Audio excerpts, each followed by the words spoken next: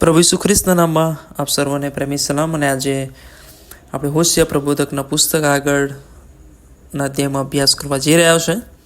અને ઈશ્વર પિતાનો આપણે આભાર માનીએ છીએ કે એની મહાન દયા ભલા એની કૃપાને માટે કે આજે આપણે આ રીતે અભ્યાસમાં જોડાઈ શક્યા. અને ઈશ્વરના વચનો એ શીખવા બહુ જરૂરનું છે. અને આપણે જેટલું વધારે જાણીએ એટલો વધારે ઈશ્વરનો પ્રેમ આપણે સમજી શકીએ છીએ. અને હું આશા રાખું છું કે ઈશ્વર તમારી સાથે પણ વાત કરે છે અને ચોક્કસ એની અસરો પણ ઉપજાવશે. આવો આપણે અભ્યાસમાં આગળ વધીએ. પહેલાં ઈશ્વરની સહાય માંગીએ, પ્રાર્થના કરીએ. પ્રેમાળ આકાશવાસી બાપ, અમે તમારી પાસે આવ્યા છીએ અને પ્રભુ અમે તમારા વચનો સમજવા માંગીએ છીએ. અમારી બુદ્ધિ ચાતુર્યતાથી નહીં, અમારી આવડતથી નહીં, અમારી સમજથી નહીં, પણ તમારા આત્માની દોરવણીથી મેં સમજીએ એના માટે સહાય માંગીએ છીએ. અમારી નિર્બળતાઓને તમારી આગળ મૂકી દેતા આ બાઇબલ અભ્યાસ સમય પ્રભુ ઈસુ ખ્રિસ્તના નામમાં માંગીએ છીએ. માટે સાંભળીને સ્વીકાર કરો. આમેન. હોશિયા પ્રબોધકના પુસ્તક 1 થી 5 અધ્યાય જોઈએ. અને આપણે આજે 6થો અધ્યાય જોવાના છીએ. અને 6થા અધ્યાયની અંદર આપણે જે બાબતો જોઈએ એની અંદર તમને આમ ક્યાંક એવું આપણને લાગે કે ઓહો કેટલા સરસ લોકો છે અને એમનો કેવો વિશ્વાસ છે, કેટલા સરસ શબ્દો વાપર્યા છે. અને ઘણી બધી વખત આપણને એ જે લખ્યું છે એ આપણને ગમે ને ઘણા બધા લોકો એ અમુક આની અંદરની જે કલમ છે એને બહુ શું કે ઘણી વખત ટાંકતા પણ હોય છે. અને એ ઈશ્વર સાથેના એમના સંબંધમાં અથવા ઈશ્વરની ભલાઈનું વર્ણન કરતા અથવા ઈશ્વર આપણા માટે સારું કરશે એ શું કે પોતાની જાતને આશ્વાસન આપવા માટે એનો ઉપયોગ કરતા હોય. અહીં આગળ પણ લખ્યું છે, જો 6થો અધ્યાય પહેલી કલમમાં તેઓ કહે છે. કોણ કહે છે? આ યહૂદાના અને ઇઝરાયેલી જે પ્રજા છે એ બધા લોકો જે એવું કહે છે કે ચાલો આપણે યહોવાની પાસે પાછા જઈએ. હવે જો આ સમજો વસ્તુ, તેઓ કહે છે, શું કહે છે? ચાલો આપણે યહોવાની પાસે પાછા જઈએ. એટલે આ ક્રિયા જે છે, આ જે બાબત છે એ ફ્યુચરની વાત છે, વર્તમાનની નથી. એટલે લખ્યું છે પ્રમાણે કે તેઓ કહે છે કે ચાલો આપણે યહોવાની પાસે પાછા જઈએ, કેમ કે તેણે ચીરી નાખ્યા છે અને તે જ આપણને સાજા કરશે. તેણે જખમ કર્યા છે અને તે આપણને પાટો બાંધશે. જો આ કેવું છે ને, ઘણી વખત આપણે આ શબ્દો સમજીએ તો આપણને વધારે સમજાય કે ચાલો આપણે પાછા જઈએ. એનો મતલબ કે હવે થાકી ગયા, હારી ગયા અને હવે એમનાથી વેઠાતું નથી, સહન થતું નથી અને હવે જે પરિસ્થિતિમાં હતા હવે એને છોડીને બીજી જગ્યાએ વળવું પડે એટલે માર્ગ બદલવાનું પસંદ કરે છે. પણ એ પાપમાં, દુષ્ટતામાં એટલા બધા રચ્યા પાછા રહ્યા કે એમને એની અંદર ઈશ્વર દેખાયા ને હવે કશું રહ્યું નહીં, નીચો વહી ગયા. ત્યારે કહે છે ચાલો આપણે પાછા જઈએ. કેમ? અને એટલે આગળ શબ્દો વાપરે, ચીરી નાખ્યા મતલબ તમને હતા ના હતા કરી નાખ્યા. તમારું કહે છે કે સ્થાન રહેવા નહીં, તમને એવા રીબાઈ માર્યા કે તમે કે જે કોઈ તમને છોડાઈ ના શકે અથવા સાજું કરી ના શકે. અને એટલે એ લોકો એવું કહે છે કે ભાઈ તેણે ચીરી નાખ્યા તે આપણને સાજા કરશે. વાલો, તમને ચીરી નાખવાના કે નાશમાં તમે જાઓ અથવા તમે હતા ના હતા થઈ જાઓ એવી ઈશ્વરની ઈચ્છા નથી. પણ ઈશ્વર એ આપત્તિઓ તમારા પર ક્યાંક ને ક્યાંક આવવા દેતા હોય છે અથવા ક્યાંક ને ક્યાંક એ અનુભવ તમારે કરતું રહેવું પડતું હોય છે. પરિસ્થિતિઓમાં તમને એ હિંમત મળવી જોઈએ, એ હિંમત ના મળે, હે ને? કારણ કે તમે એવા ઈશ્વરને ભજવો છો કે અથવા તમે એવી શેતાની બાબતોને પાછળ જાઓ કે જ્યાં આગળ એ તમને કોઈ મદદરૂપ થાય નહીં. તમે ઈશ્વરના માર્ગમાં છે, ઈશ્વર તમને પરિસ્થિતિઓમાં હિંમત આપે. કારણ કે જગતમાં છે બધું આવવાનું, પણ ઈશ્વર એ આપણો સહાયકારી છે, હે ને? અને એટલા માટે પ્રભુનું વચન આપણને એવું કહે છે કે તેના સોળથી આપણને સાજાપણું મળ્યું છે. ઈસુ ખ્રિસ્તમાં આપણને સાજાપણું મળ્યું છે. પણ અહીંયા આગળ આ બધા લોકો તો શું છે કે એમના પાપના લીધે અથવા એમની દુષ્ટતાઓના લીધે અથવા એમણે બીજા દેવને પસંદ કર્યા, વિચારની બાબતોને પસંદ કરી અને એવા થઈ ગયા કે જાણી એમણે યહોવાને અથવા ઈશ્વરને, આપણે જીવતા પ્રભુને ભજવાનું, શોધવાનું, એની પાછળ લાગવાનું બધું જ ત્યજી દઈને ચાલ્યા ગયા. અને એટલે હવે કોઈ આરો રહેતો નથી. ત્યારે કહે છે કે ચાલો આપણે પાછા જઈએ, હવે પાછા મળીએ. એટલે ઘણી બધી વખત છે ને ઘણા બધા લોકો સ્વીકારવા તૈયાર હોતા નથી. અને ક્યાંક આપણને એવું થાય કે ઈશ્વર એ શું કરવા સ્વીકારે આપણને, આપણે આટલું બધું હદ સુધીનું વર્તન કરીને પાછા જઈએ ને ઈશ્વર શું સ્વીકારશે? પણ ઈશ્વર સ્વીકારે છે. અને એટલે આગળ એ લોકોને કેવો વિશ્વાસ છે, એમને ઈશ્વરનો ક્યાંક ને ક્યાંક અનુભવ તો હશે કે ઈશ્વર પ્રેમાળ છે, ભલો છે, સારો છે. એટલે એ લોકો જીવનની અંદર બહુ ઝડપથી એ ઈશ્વરના પ્રેમને પામી લેવાનો પ્રયત્ન કરે છે. અને લખ્યું છે અહીં આગળ બીજી કલમમાં કે 2 દિવસ પછી તે આપણને સાજા કરશે, 3જા દિવસે તે આપણને ઉઠાડશે ને આપણે તેની આગળ જીવીશું. જો આ પાછું પુનરાગમનની પણ થોડીક વાત છે કે જ્યારે આકાશ ગમન થશે એની સાથે પણ ઘણું બધું જોડવામાં આવે છે. પણ આ લોકોનો જે શું કહેવાય પાછા વળવાની વાત અને વહેલા સારા થઈ જવાનું, વહેલા ઈશ્વરના પાછા સંબંધમાં આવી જવાનું જે વાત છે એ એવી છે કે ભાઈ 3 દિવસની વાત કરી. પહેલો દિવસ, બીજો દિવસ, ત્રીજો. પહેલા દિવસ શું હોય તો એક નોર્મલ વસ્તુ કે પહેલા દિવસ શિક્ષા કરી હોય, બીજા અને એ શિક્ષાના દિવસને 1 દિવસ તરીકે ગણતા હોય, બીજા દિવસને કે લખ્યું છે કે આપણને સચેત કરશે, અને ત્રીજી બાબતથી આપણને ઉઠાડશે.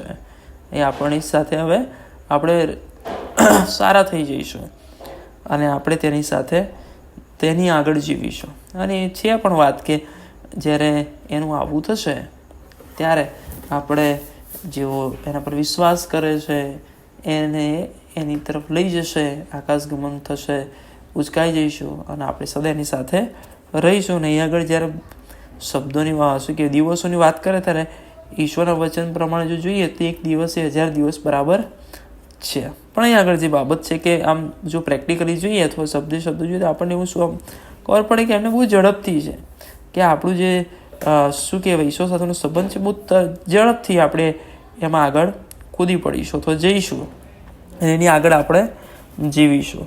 અને એટલે એ આ જે એમનો બહુ શું કહેવાય સ્વાર્થી પ્રેમ છે અથવા સ્વાર્થના લીધે પાછા આવ્યા છે એવું આપણે અહીં આગળ જોઈ શકીએ. અને લખ્યું છે કે આપણે જ્ઞાન પ્રાપ્ત કરીને, યુહાનું જ્ઞાન પ્રાપ્ત કરીને આપણે ખંતી મહેનત કરીએ અને તેની પધરામણી પ્રાતઃકાળની પેઠે ખાતરીપૂર્વક છે.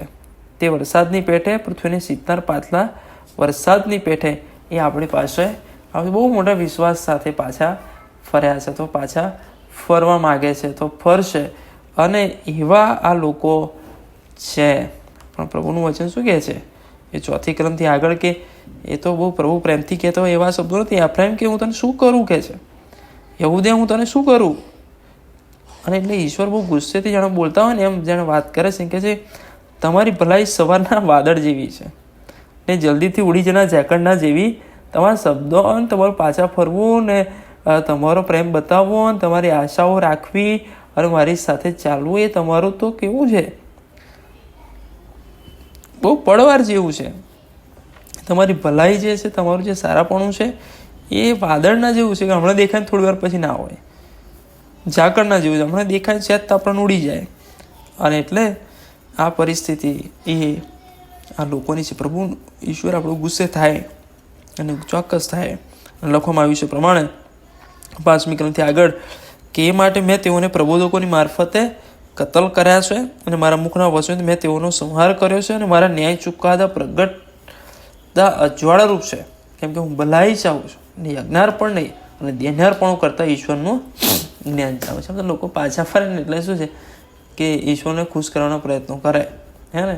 એટલે એમણે શું કર્યું હશે, હે ને. આગળ શબ્દો છે પ્રમાણે આપણે સમજી શકીએ કે બધા લોકોએ યજ્ઞો કર્યા, દહેનારપણો કર્યા હશે, ભેટો લાયા, આ કર્યું તે કર્યું, બધું હાથ જાતનું કર્યું હશે અને ઈશ્વરને ખુશ કરી દે અને ઈશ્વરને શું કે આશીર્વાદો મેળવી લઈએ અને ઈશ્વર આપણા માટે બધું સારું કરી નાખે અને આપણે વધારે સારા થઈ છીએ અને આપણા પરથી કોપ ઈશ્વરનો દૂર થઈ જાય.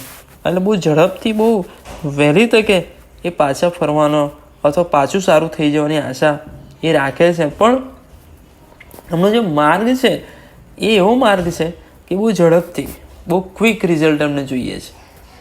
અને ઈશ્વરને જે હેરાન કર્યા અથવા ઈશ્વરથી વિયોગ દૂર ગયા, ઈશ્વરની વિરુદ્ધના કામો કરે એ વર્ષોને તમે જુઓ અથવા એ સમયોને જુઓ અને તમે કેવી રીતે અપેક્ષા રાખો કે ઈશ્વર એકદમ તમારા માટે સારું કરી શકે અથવા કરી દે. અને લખ્યું છે ઈશ્વર તો એ શબ્દો વાપરે છે કે ભાઈ હું ભલાઈ ચાહું છું, હું તમારામાં એ ભલાઈની વાતો, સારું બાબતોને હું જોવા માગું છું. અને એટલે ઈશ્વર તો પહેલાંથી આપણે જાણીએ છીએ, બાઇબલની અંદર શરૂઆતથી અને જૂનો કરાર નવો કરાર એના માટે બહુ સ્પષ્ટતાથી વાત કરે છે કે ઈશ્વર શું ચાહે છે, ઈશ્વરની શું ઈચ્છા છે. અને એટલા માટે અહીંયા આગળ પણ લખ્યું છે હોશિયામાં 6ઠ્ઠી કલમમાં કે હું ભલાઈ ચાહું છું, યજ્ઞાર્પણ નહીં દૈન્યાર્પણો કરતાં કે હું ઈશ્વરનું જ્ઞાન ચાહું છું. અને એ જ બાબતો આપણે જો જોઈએ તો આપણને એ આમોસ પ્રબોધકના પુસ્તક જે છે, આમોસ જે છેલ્લા બધા પ્રબોધકો થયા અથવા જે નાના પ્રબોધકો કહેવાય, નાના એટલે શું કહેવાય, એમના કામ પ્રમાણે નહીં પણ જેમનો કાર્યકાળ હતો એમનો સમય ઓછો અને સાથે એમણે જે એમનું લખાણ જે ઓછું છે એટલે પ્રમાણે માઇનર પ્રોફેટ્સ એ રીતે સ્કોલર્સ એમને ઓળખાવે છે. એટલે આગળ આમોસ પ્રબોધકનું પુસ્તક એનો 5મો અધ્યાય 21 થી 24મી કલમમાં જે બાબતો લખીને તમે વાંચજો, જો તમને છે ને ખબર પડશે કે હું મારો ઈશ્વર સાથેનો સંબંધ છે એ શું, આ બધી બાબતોથી ઈશ્વર સ્વીકારે કે ના સ્વીકારે. એટલે જો લખ્યું છે, હું તમારા ઉત્સવોને ધિક્કારું છું, તમારા ધાર્મિક સંમેલનોથી હું મગ્ન થઈશ નહીં, કે જો કે તમે તમારા દહનાર્પણો તથા ખાદ્યાર્પણો ચડવા માંડશો તો પણ હું તેમને સ્વીકારીશ નહીં. તમારા પુષ્ટ પશુઓના શાંતર્પણોને હું ગણકારીશ નહીં. તારા ગીતોનો ઘોંઘાટ મારાથી દૂર કર, કેમ કે હું તારી સારંગીઓનું ગાયન સાંભળીશ નહીં. પણ ન્યાયને પાણીની પેઠે, નેકીને મોટી નદીની પેઠે કહેવા દો. જોઈએ ઈશ્વર કેવો કંટાળી જતો હશે લોકોથી, હે ને?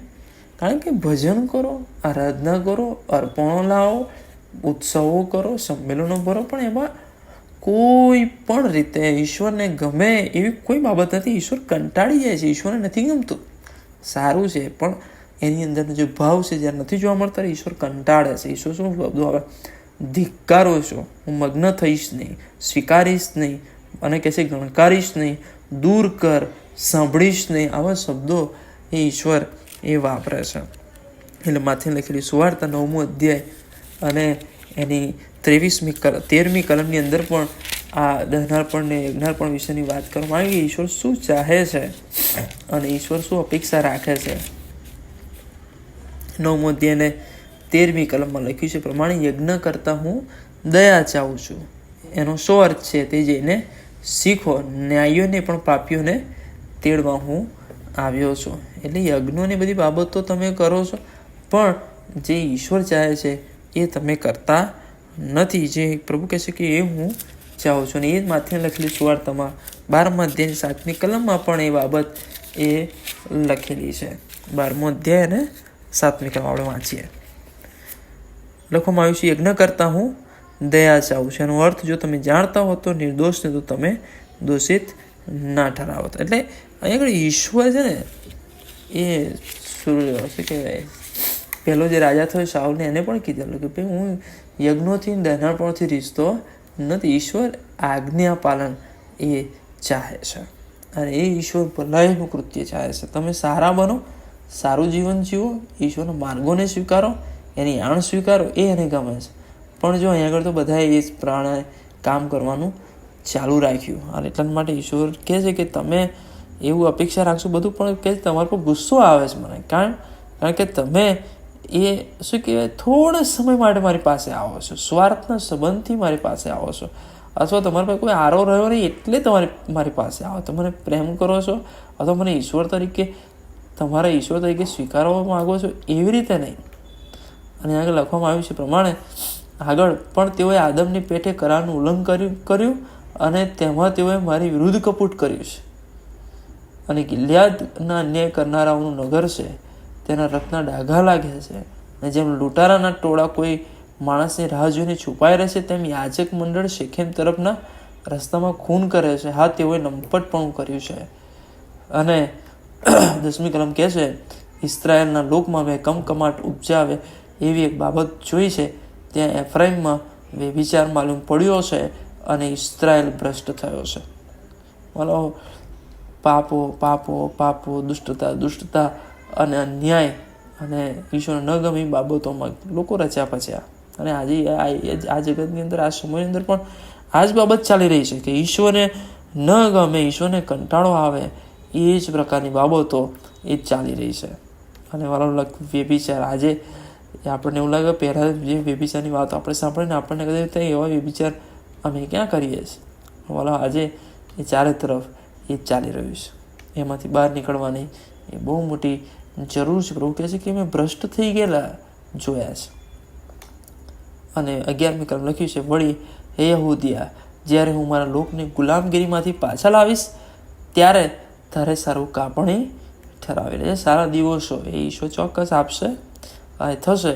પણ જો 7મા અધ્યાયને તમે આગળ વાંચશો તો તમને ખબર પડશે. જો કે એ થોડું કનેક્ટેડ જ છે, એને અલગ તો શું અધ્યાય અલગ પાડવામાં આવ્યો એટલે. બાકી જો હું તમારા માટે આપણે અભ્યાસ કરીશું આગળ, પણ લખ્યું છે પ્રમાણે એના કનેક્શનમાં વળી હે યહૂદિયા 6 અધ્યાય 11મી કલમથી વાંચીએ. વળી હે યહૂદિયા, જ્યારે હું મારા લોકને ગુલામગીરીમાંથી પાછા લાવીશ ત્યારે તારે સારું કાપણી ઠરાવેલી છે. જ્યારે હું ઇસ્રાએલને સાજુ કરવા ઈચ્છતો હતો ત્યારે એફ્રાઈમનો અન્યાય ત્યાં સમૃદ્ધની દુષ્ટતા જાહેર થઈ અને તેઓ વિશ્વાસઘાત કરે છે. ચોર અંદર પહેશે, લૂંટારાનું તાળું બહારથી લૂંટે છે. એટલે ઈશ્વર જ્યારે સારું કરવાનું ઈચ્છે ને ત્યારે શું થાય, તમે પાપમાં પાછા જતા રહ્યા હોય, અથવા ઈશ્વર જ્યારે તમારી તરફ દ્રષ્ટિ કરે ત્યારે તમે બદલાઈ ગયા હો. અને એટલે આપણે વારે ઘડીએ શું કે થોડોક સમય આમ, થોડોક સમય આમ, થોડોક સમય આ બાજુ, થોડોક સમય તે બાજુ. અને આજે આપણે એવા લોકો એ બની ગયા છે. પ્રભુ કહે છે કે મારી વિરુદ્ધ તમે થયા, મારી વિરુદ્ધ કપટ કર્યું છે. અને મારો આપણે ઈશ્વરને છેતરવાના પ્રયત્નો કરીએ છીએ ઘણી બધી વખત. ઈશ્વર બધું જાણે છે. ઈશ્વર વિલંબ કરતો નથી, પણ આપણે એને વિલંબ કરવા માટે પ્રોત્સાહિત કરીએ છીએ.